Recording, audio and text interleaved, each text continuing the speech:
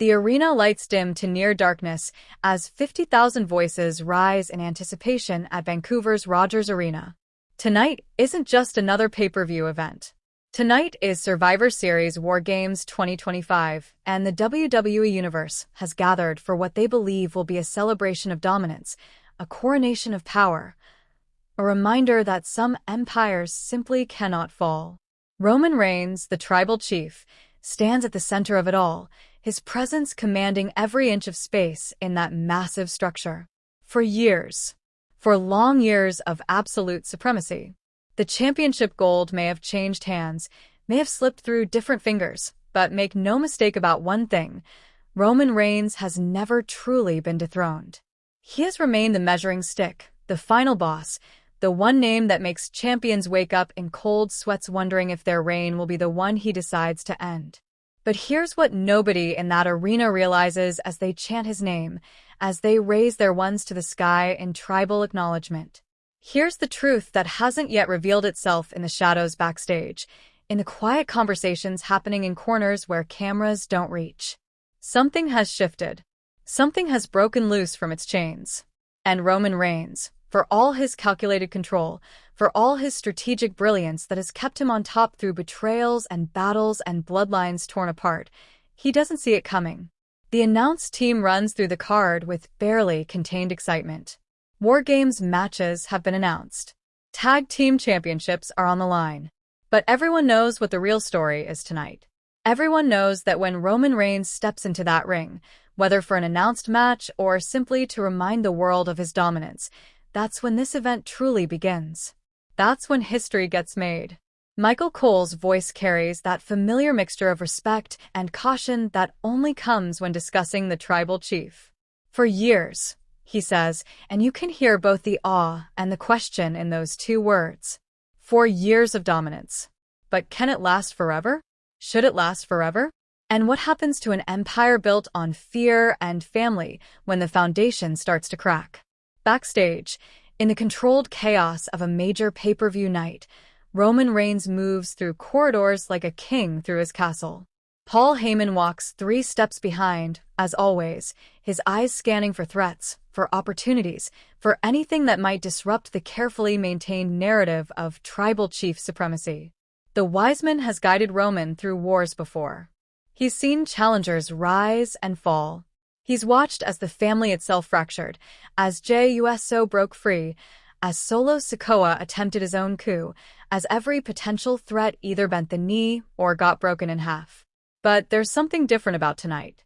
Heyman can feel it in the air, that electric tension that comes before something massive shifts. He dismisses it as pre-show jitters, as the normal anxiety of maintaining an empire. He shouldn't have dismissed it. In another part of the building, 2 men stand in shadows, so complete that cameras can barely make out their silhouettes. Bron Breakker and Bronson Reed. 2 names that have been building momentum separately, 2 forces of absolute destruction who have been systematically dismantling everyone put in front of them. Breakker, the genetic freak, the second-generation powerhouse who combines his legendary father Rick Steiner's intensity with a modern evolution of pure athletic brutality.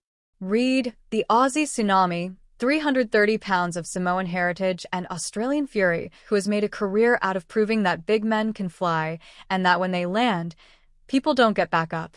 They've been circling the main event scene for months, picking apart mid-carders and former champions with surgical precision.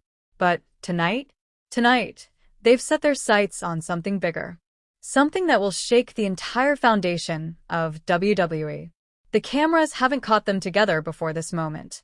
That's been the genius of their plan. No one suspected an alliance because neither man seemed to need allies. Breakker has been a one-man wrecking crew since arriving on the main roster, leaving a trail of broken bodies and shattered title dreams. Reed has been doing the same, using his size and shocking agility to create moments of devastation that get replayed on highlight reels for weeks. But separate, they're dangerous. Together there's something the WWE Universe hasn't prepared for. Together they're a weapon aimed directly at the heart of Roman Reigns' empire. 4 years is a long time to be on top, Breakker says, his voice low and dangerous in that shadowed hallway. His eyes reflect the kind of focused intensity that comes before violence, before career-defining moments, before everything changes.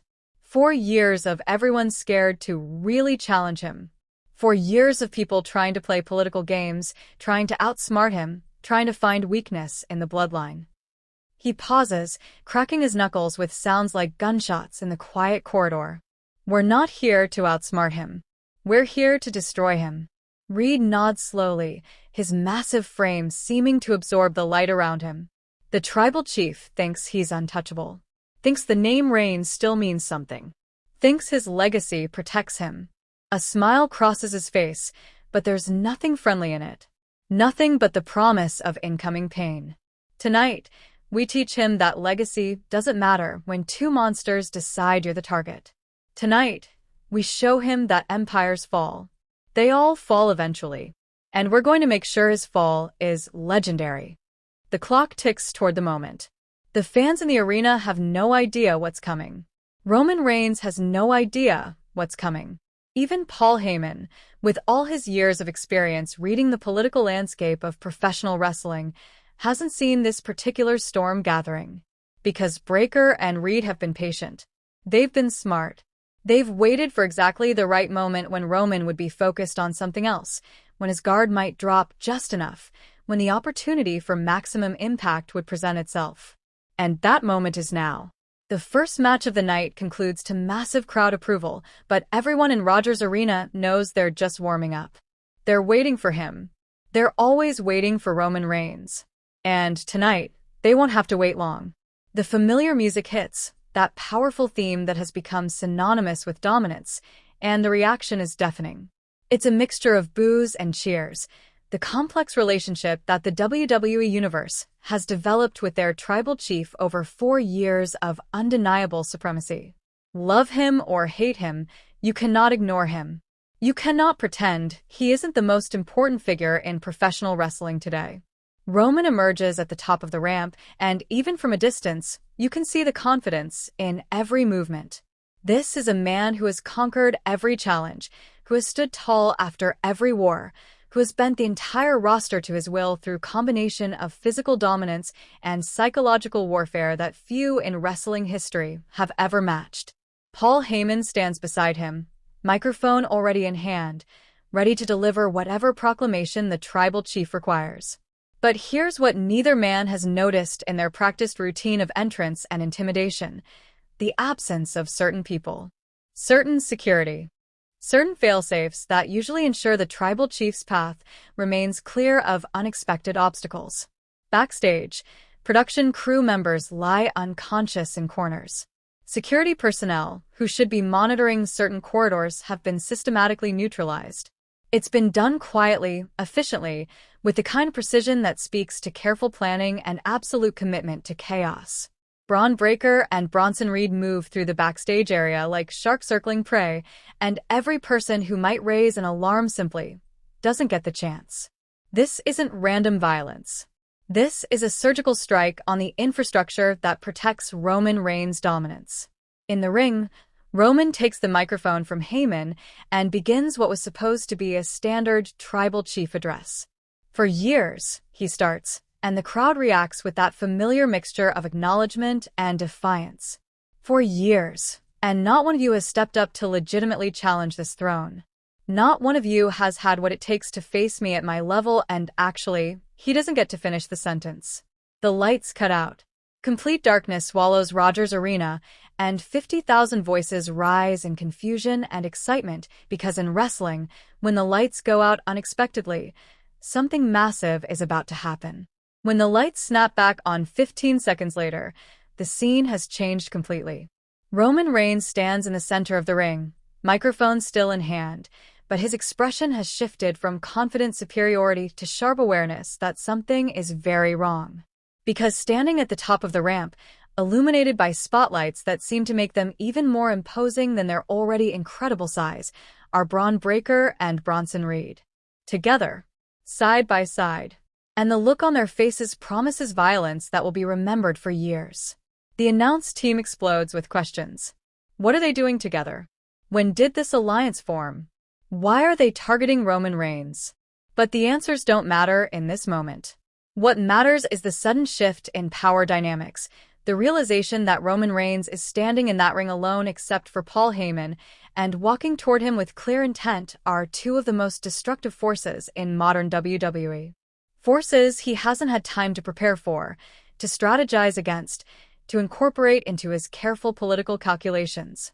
You talk about 4 years like it's an accomplishment. Breaker's voice booms through the arena's sound system, and there's something different about his tone. This isn't the usual pre-match posturing. This is personal. This is hate refined into purpose. You talk about dominance like you've faced real challenges. But here's the truth, Roman. You've been protected. Protected by the bloodline. Protected by politics. Protected by everyone who is too scared to really bring a fight to your door. He starts walking down the ramp, and Reed matches him step for step, two forces of nature moving in perfect synchronization. That protection ends tonight. Roman doesn't retreat. That's not in his nature. 4 years on top has taught him that showing fear invites aggression, that backing down creates weakness that opponents will exploit forever. So he stands his ground, dropping the microphone and motioning for them to come ahead, to bring whatever fight they think they can bring. But Paul Heyman, the wise man who has been in this business for decades, who has seen every kind of angle and every kind of attack, he recognizes something in this situation that Roman's pride won't let him see. This isn't a challenge. This is an execution. Roman, we need to leave. Now. Heyman's voice carries genuine fear, something the WWE Universe rarely hears from the silver-tongued advocate. This isn't a fair fight. This isn't how, but Roman silences him with a look. The tribal chief doesn't run. The tribal chief doesn't back down from anyone, regardless of numbers, regardless of odds. And that pride, that absolute refusal to show weakness even when tactical retreat would be the smart play, that's exactly what Breaker and Reed have been counting on. They hit the ring with explosive speed that shouldn't be possible for men their size. Breaker slides under the bottom rope while Reed launches himself over the top. Two different approaches converging on a single target with devastating efficiency. Roman reacts fast, catching Breaker with a Superman punch that would normally drop opponents cold, but Breaker absorbs the impact like it's nothing and drives forward with a spear that cuts Roman in half. Before the tribal chief can even process what just happened, Reed is already airborne, all 330 pounds, leaving the mat for a senton bomb that crashes down with the force of a car accident. The arena erupts in shocked reactions. This isn't how Roman Reigns' stories go. This isn't the script everyone has become accustomed to over 4 years of dominance. The tribal chief is supposed to be the one dealing punishment, supposed to be the immovable object that others break themselves against. But right now, in this moment, Roman Reigns is on his back, gasping for air, and two monsters are just getting started.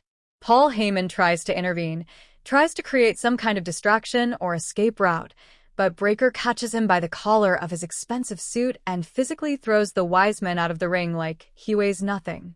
This sends a clear message to everyone watching. There will be no talking out of this situation.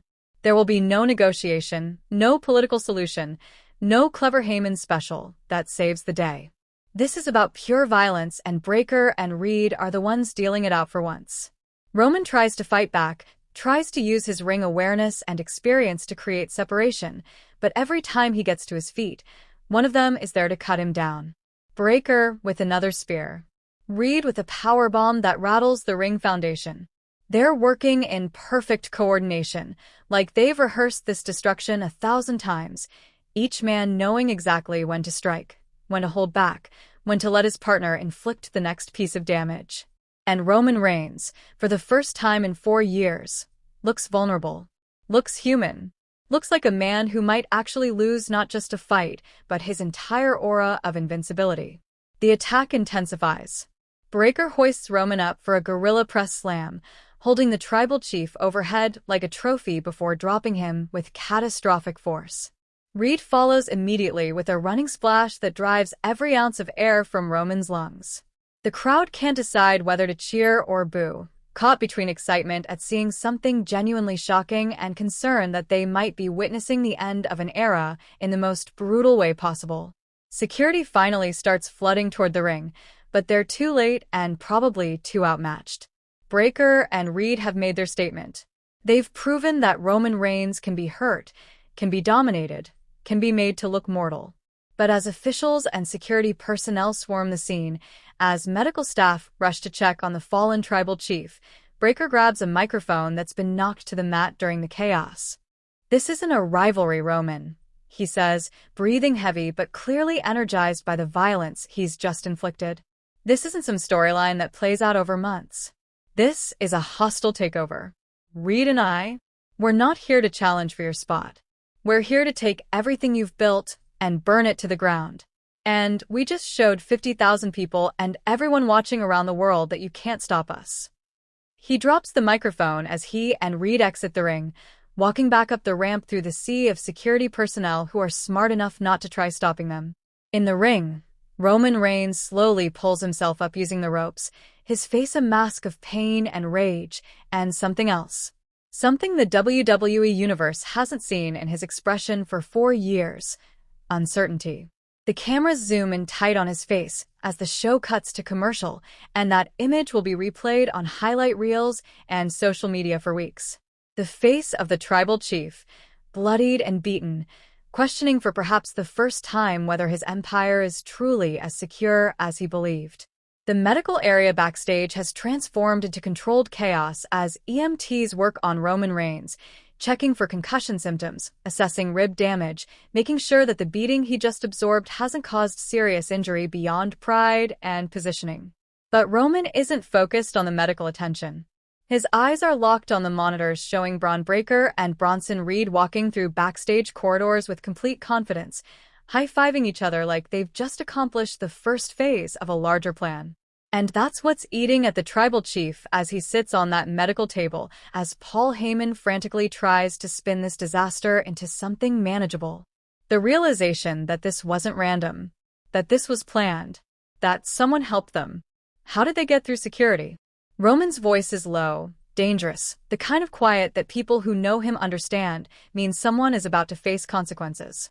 How did they know exactly when I'd be in the ring alone? How did they coordinate all of this without anyone in the company warning us? His eyes shift to Heyman, and there's an accusation forming in that look. Not of betrayal necessarily, but of failure. The wise man's job is to see these things coming, to have contingency plans, to ensure the tribal chief is never caught off guard like this. Heyman has no good answers, and that terrifies him more than the physical assault on Roman.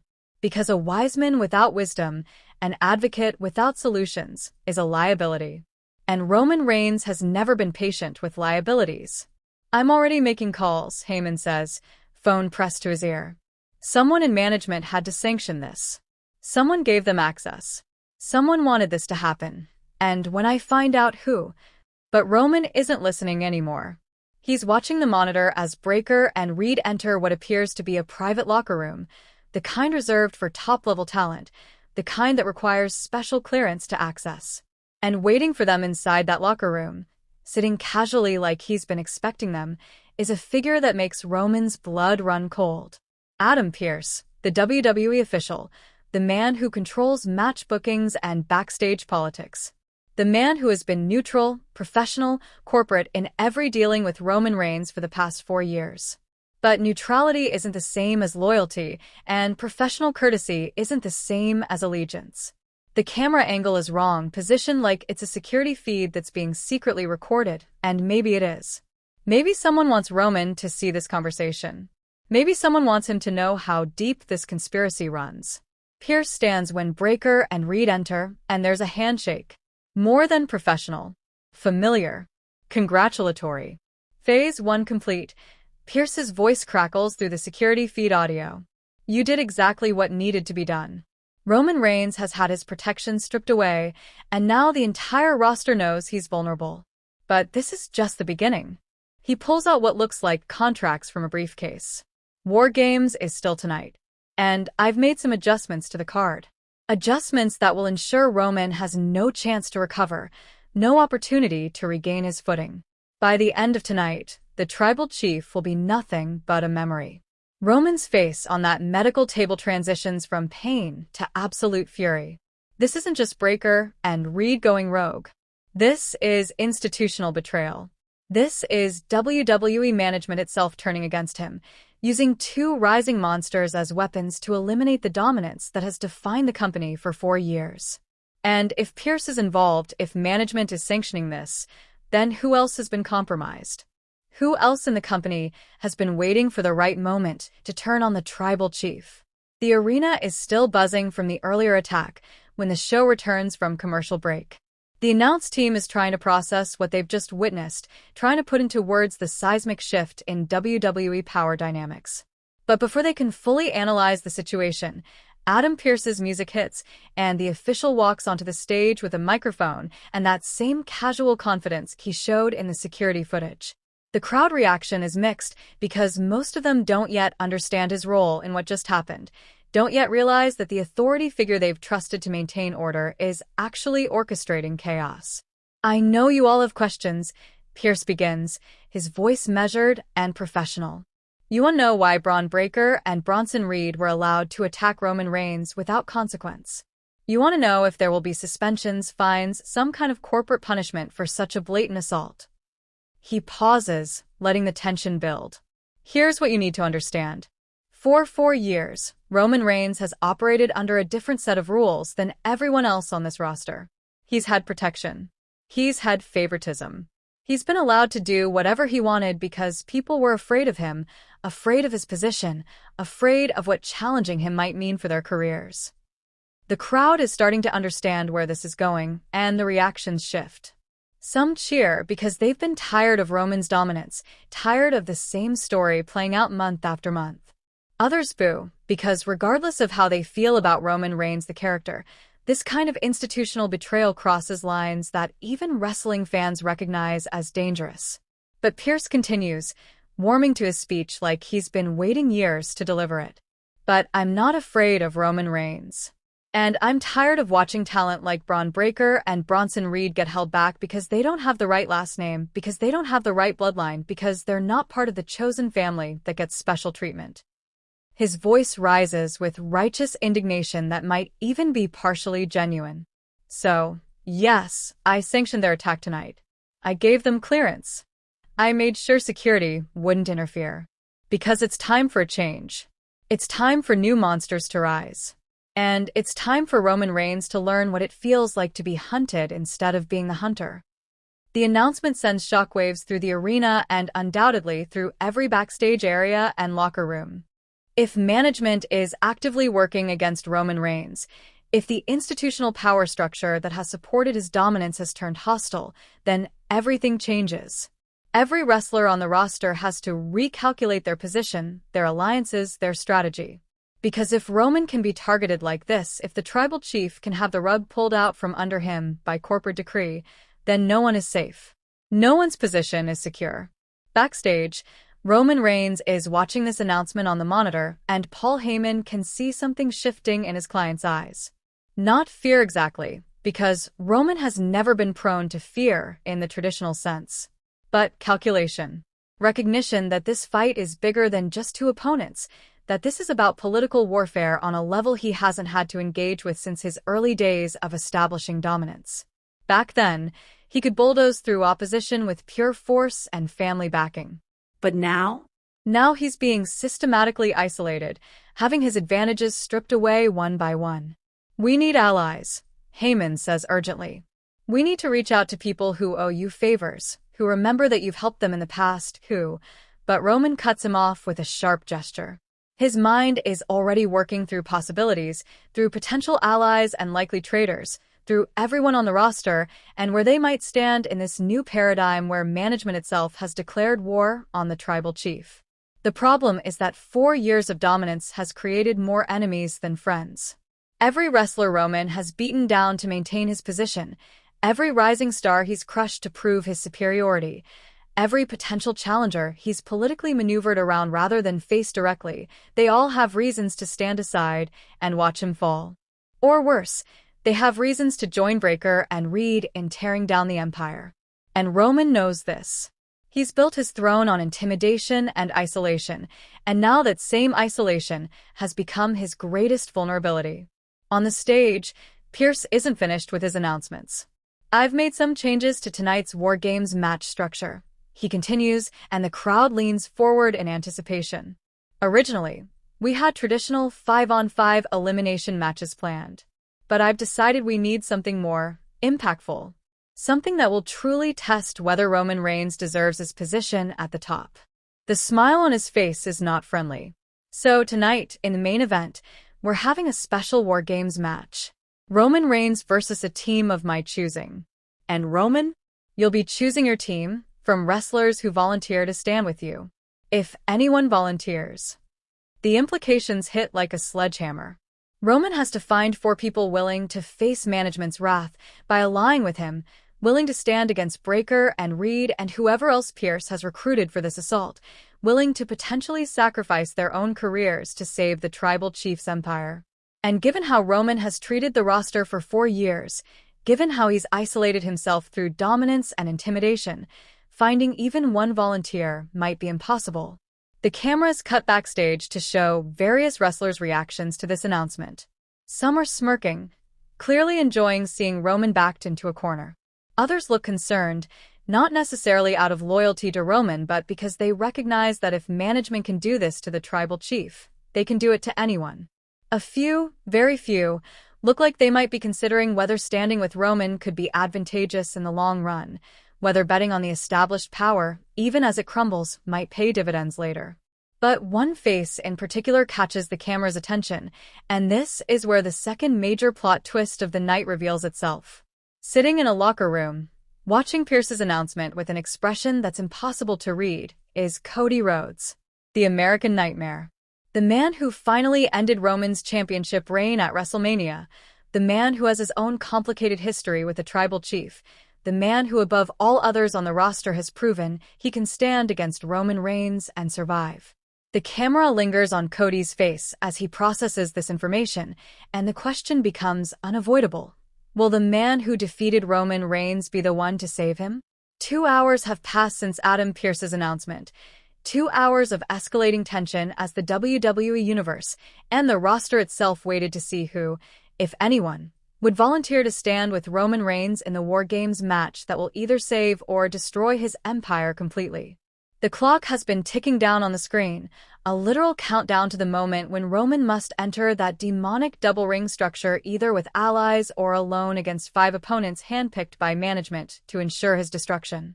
And as that clock approaches 0, as the moment of truth arrives, the question everyone has been asking finally gets answered in the most shocking way possible. The arena goes dark again, and this time when the lights return, 4 figures stand at the top of the ramp alongside Roman Reigns. 4 volunteers who have decided, for their own reasons, that standing with the tribal chief tonight serves their interests better than watching him fall. And the identities of these 4 men will reshape WWE's landscape for years to come. First, unmistakably, is Cody Rhodes. The American Nightmare, dressed not in his usual ring gear but in something darker, something more aggressive, steps forward with a steel chair in hand and purpose in his eyes. The crowd explodes at this alliance because it makes no sense on the surface. Why would the man who ended Roman's title reign now fight to protect him? But Cody's reasons become clear when he takes a microphone. I didn't come here to save Roman Reigns, he says flatly. I came here because Adam Pearce and corporate management manipulating matches and targeting wrestlers they don't like? That's worse than anything Roman ever did. At least when Roman dominated, he did it by beating people, not by having officials stack the deck. The second figure is even more surprising, Randy Orton. The Viper, the legend killer, a man with his own extensive history of dominance and political warfare in WWE. He stands with arms crossed, and his expression suggests he's not here out of loyalty, but out of a different calculation entirely. If management is targeting Roman today, they could target him tomorrow. Better to draw a line in the sand now, better to prove that the established main event players won't be pushed around by officials playing power games. The third volunteer shocks everyone. LA Knight. The rising star, the man who has been clawing his way toward main event status for months, who has no love for Roman Reigns and has been vocal about wanting his spot.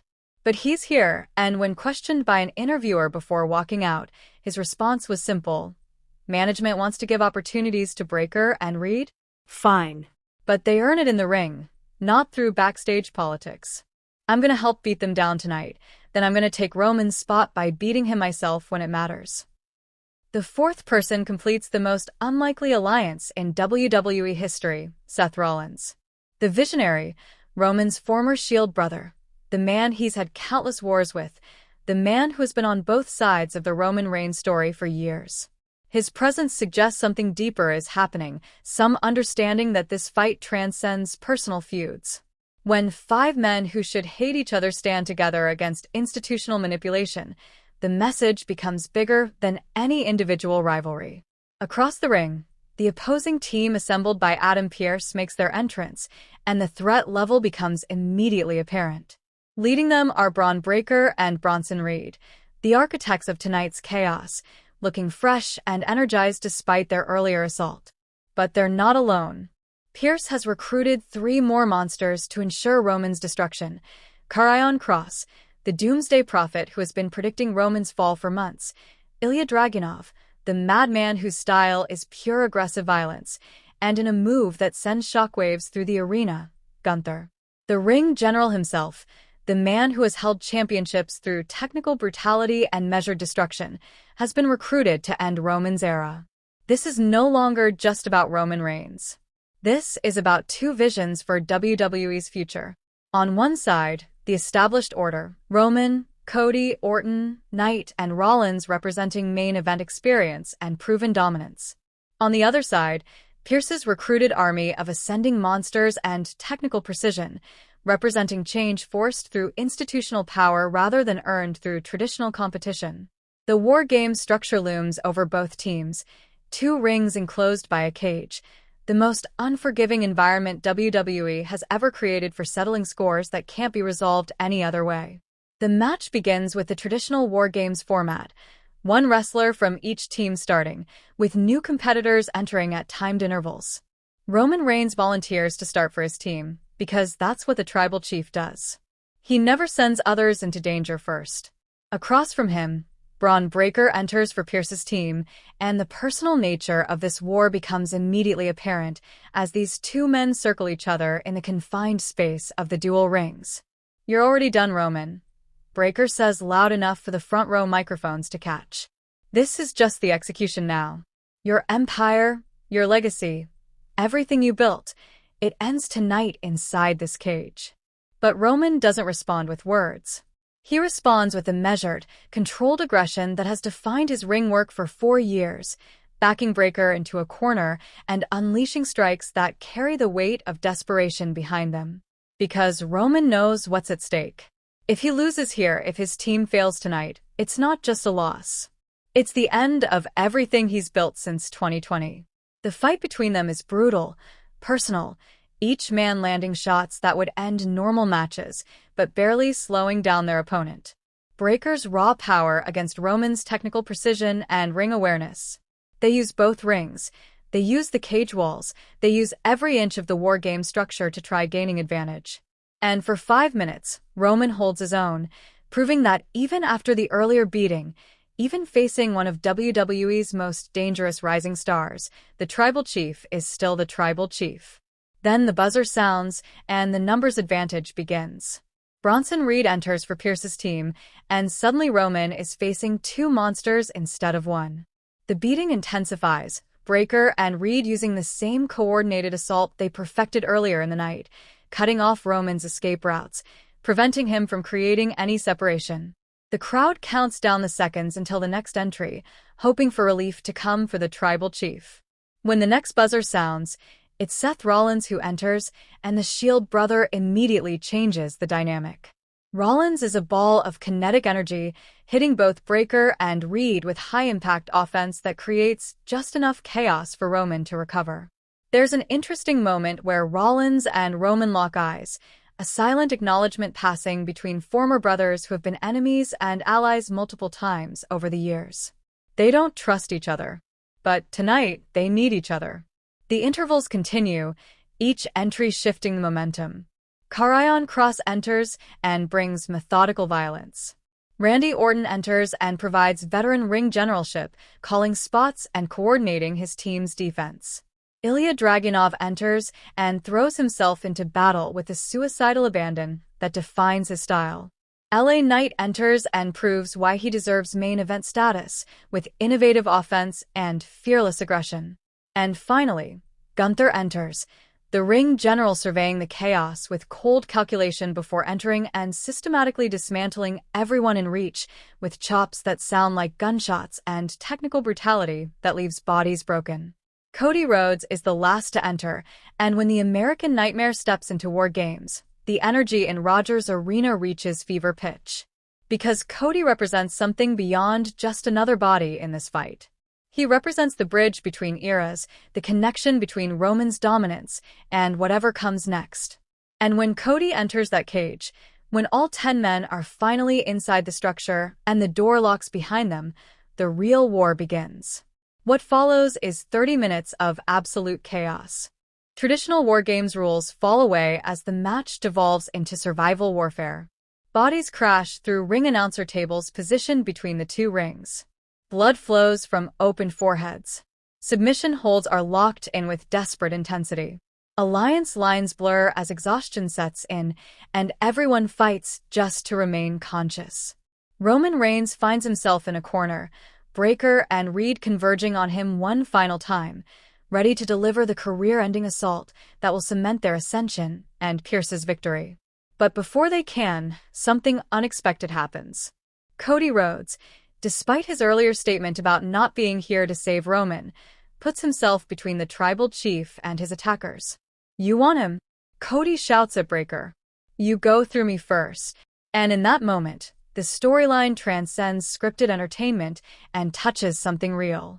Two rivals, two men who have fought wars against each other, standing together because the alternative, corporate manipulation deciding who succeeds and who fails, is worse than any personal beef. The crowd is on their feet as Cody and Roman stand back to back, surrounded by enemies, battered and bleeding but defiant. Rollins joins them. Then Orton. Then Knight. 5 men who should hate each other forming a circle of defense against the 5 monsters trying to tear them apart. And in this moment, War Games delivers its promise. Chaos that forces unlikely alliances, brutality that reveals character, stakes that make every move matter.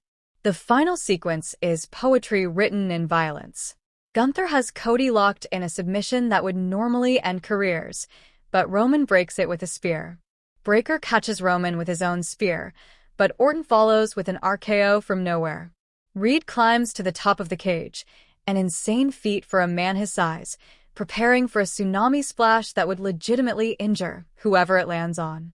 But Knight shoves Cody out of the way and takes the impact himself, sacrificing his own body to protect the team. The carnage builds to an impossible level. Bodies lie broken in both rings. The cage is smeared with blood. Medical staff at ringside look genuinely concerned. And in the center of it all, Roman Reigns and Bron Breakker face each other one final time, both men barely able to stand, both men representing ideologies about what WWE should be going forward. "You can't stop this," Breakker gasps between ragged breaths. "Your time is done. The future is here." But Roman, drawing on reserves of will that have sustained him through 4 years of battles, responds not with words but with action. He catches Breakker with a Superman punch. Then another. Then a third. As Breakker staggers, Roman sets up for a final spear, gathering himself for one last devastating blow. But here's where the third and final plot twist hits. As Roman charges forward, as he launches himself at Breakker for what should be the match-ending spear, Adam Pearce appears at ringside with a microphone. "Wait," he shouts, and Roman actually hesitates because an official stopping a match mid-move is unprecedented. "I'm invoking special rules. This match continues under sudden death.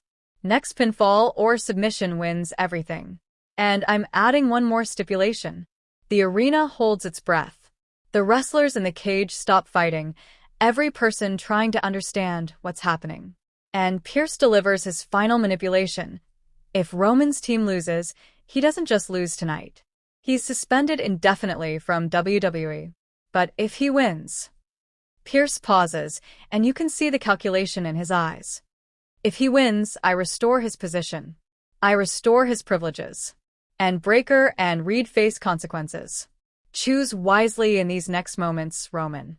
Your entire career depends on it. This changes everything. What was already personal becomes existential. Roman looks around at his unlikely allies, Cody, Rollins, Orton, Knight, and sees the same realization dawning on them. They're not just fighting for victory anymore. They're fighting for whether the tribal chief continues to exist in WWE at all. The final 60 seconds of War Games 2025 will be discussed for years. Roman commits fully to the spear on Breakker, but Reed intercepts with a mid-air collision that defies physics. Both men crash to the mat. Cody climbs the cage and delivers a diving crossbody onto Gunther and Cross simultaneously. Rollins hits a curb stomp on Dragunov. Orton stalks the ring looking for RKO opportunities. Knight, despite his earlier sacrifice, pulls himself up and starts throwing hands with anyone in reach. The chaos peaks when all 10 men end up in one ring, a writhing mass of humanity and violence. And in that chaos, Roman Reigns finds Bron Breakker isolated for just a moment. One moment is all he needs. Spear. The impact sounds different this time, carries a finality that everyone in Rogers Arena recognizes. Roman doesn't go for the cover immediately. He looks at Adam Pearce at ringside, he looks at the crowd, he looks at his team and his opponents, and everyone understands that this pin will mean more than just who won a match. Roman covers Breakker. The referee counts. 1. Breakker kicks out, and the arena gasps. 2.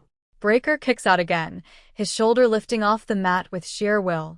And in that suspended moment between 2 and 3, as the referee's hand rises for what could be the final count, the entire wrestling world holds its breath wondering if 4 years of dominance ends here, or if Roman Reigns proves one final time that he is truly the tribal chief, that his empire cannot be taken by force or by politics, that his will to win exceeds anyone's will to see him fall. 3. The referee's hand hits the mat, and War Games ends with Roman Reigns standing tall, bloodied, battered, but victorious. His team collapses around him in exhaustion and relief. Across from them, Breakker and Reed and their allies lie defeated, their alliance with Pearce unable to overcome the desperate resistance of established dominance fighting for survival. But as Roman stands in the center of that cage, as Paul Heyman rushes in to celebrate, as the cage slowly rises and medical staff floods both rings to check on all 10 competitors, something in Roman's expression suggests this war isn't over. It's just beginning. Because Adam Pearce may have lost tonight, but he showed that WWE management can be turned against even the most dominant wrestler. He showed that the system can be weaponized against anyone, regardless of their position or their bloodline. And that knowledge changes everything going forward.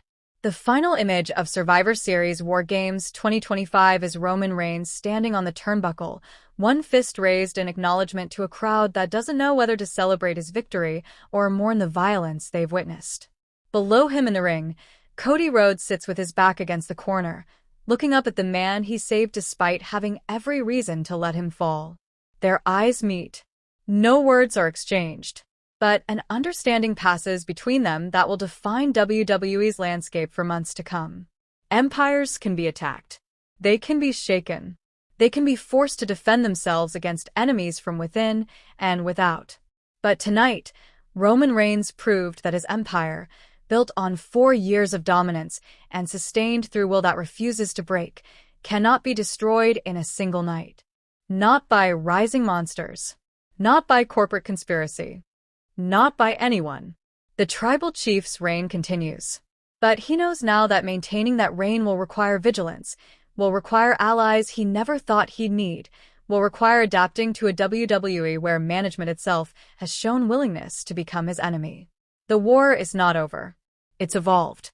And the question now becomes, how long can even Roman Reigns sustain this level of conflict before something, finally, permanently breaks? The show fades to black on that question, leaving the WWE Universe to wonder what comes next in a story that has fundamentally changed the rules of engagement for everyone involved.